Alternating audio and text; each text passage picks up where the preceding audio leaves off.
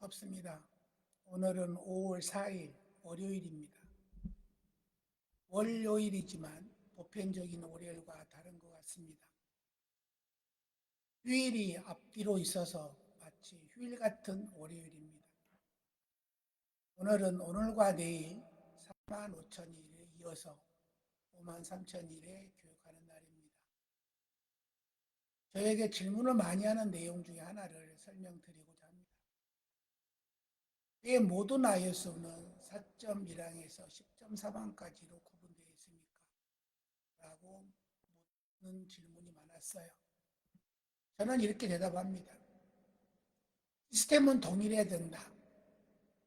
그 회사가 자동차를 만드는 회사든 빵을 만드는 회사든 김치를 담는 회사든 프로세스는 같아야 된다라는 이야기를 합니다. 늘 하나같이 지키고 있는 것들을 보면 4점은 우리는 조직 상황을 이해하고 있는 겁니다. 조직을 이해해야만 됩니다. 회사는 종업원을 이해하고 종업원들은 회사를 이해하고 그 부분이 조직 및 그 상황에 대한 이해라고 해석할 수 있습니다. 두 번째는 4.2항은 이해관계자의 니즈와 기대인 겁니다. 내가 이해한다 그래서 상대를 이해할 수 있다는 건 아닙니다. 다만 이해하려고 노력해야 된다라는 거죠. 4.3항에서는 경영 시스템에 대한 결정 범위를 정해야 된다라는 거죠. 우리 회사는 자동차를 설계해서 제조해서 판매까지 하고 있는지, 아니면 설계해서 제조만 하고 있는지, 아니면 자동차를 판매하고 있는 회사인지를 결정을 줬으면 좋겠고, 두 번째 시스템에서는 우리 회사의 조직은 어떠한 조직으로 구성되어 있는가라는 것도 볼 필요가 있죠.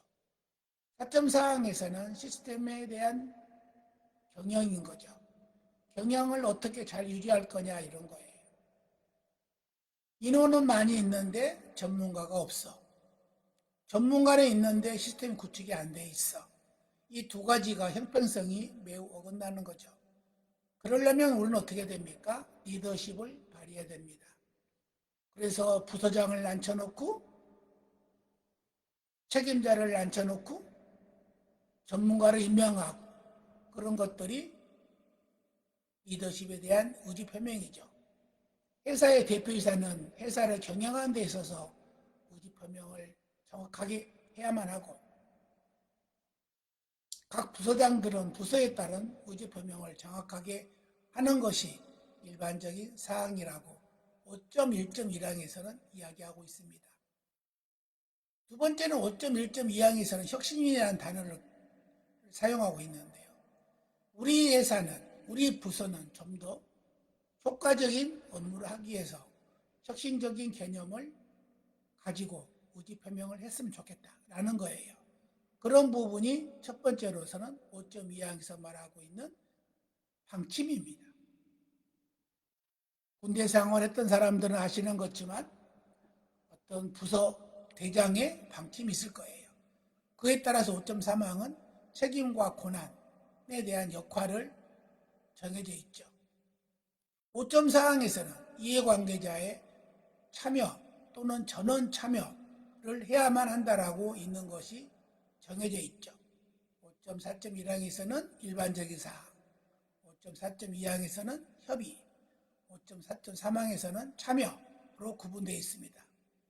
그에 따라서 6.항은 기획으로 다스리고 있죠. 기획은 리스크의 기회를 다루기 위한 조치. 우리 회사가 회사를 운영함에 있어서 어떤 문제가 발생될 수 있다고 가상했을 때 그와 같은 리스크는 어떻게 조치하고 다룰 수 있는 건가라는 것을 일반 사항에서 묻고 있고, 두 번째 사항에서는 법적 요구 사항에서 묻고 있습니다. 그에 따라서 6.2항은 목표를 달성하기 위해서 우리는 기획을 수립되어 있는가를 확인합니다. 기획에 따라서 달성하려면 우선순위를 정해야 되고 목표를 정확하게 설정해야 되는 것이 있습니다. 그리고 목표에 따라서 옵션 간의 선택, 다시 말하면 이런 겁니다. 영업에서는 매출을 1억을 한다고 그랬는데 생산에서는 생산을 1억 가까이 되는 생산을 해줘야 되는데 생산하지 못할 경우에는 옵션 간의 선택이 달라지겠죠.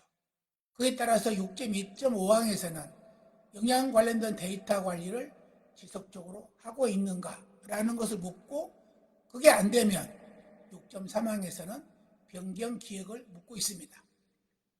따라서 4.항과 5.항과 6.항을 하기 위해서는 우리는 어떠한 지원이 필요한가? 지원에는 대부분 다 포엠 이야기를 많이 합니다. 사람에 대한 지원, 기계에 대한 지원, 작업 방법에 대한 지원, 자재에 대한 지원. 그에 따라서 사람에 대한 지원은 어떠한 역량을 가지고 있는지를 분석해야만 합니다. 그와 같은 내용이 사람에 대한 자원, 자재에 대한 자원, 기계에 대한 자원, 방법에 대한 자원, 그런 부분들이 7.5항에서는 문서화된 정보를 가지고 있는가라는 것을 묻고 있습니다. 8.항에서는 운영을 묻고 9.항에 대해서는 성과 평가를 묻고 있습니다.